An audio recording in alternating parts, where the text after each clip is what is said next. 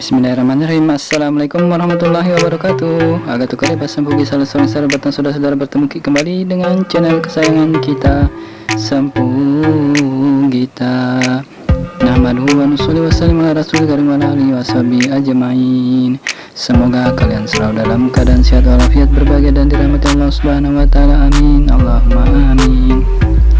Rebung yang dalam bahasa Bugis disebut tosok pering atau tosper. Rupanya banyak juga manfaatnya, guys.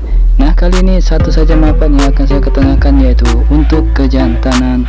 Nah, Dainaya warga Bone yang berumur 45 tahun punya warung di Jalan Mangga akan memberikan rahasia tentang rebung atau tosok pering ini kepada kita semua.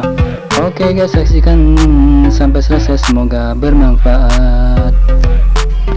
Denaya kan tosok pering ya namanya ya. Oke. Itu rebung dalam bahasa Indonesia. Ya, rebung. Kalau untuk laki-laki, apa gunanya itu, Deng? Itu nih.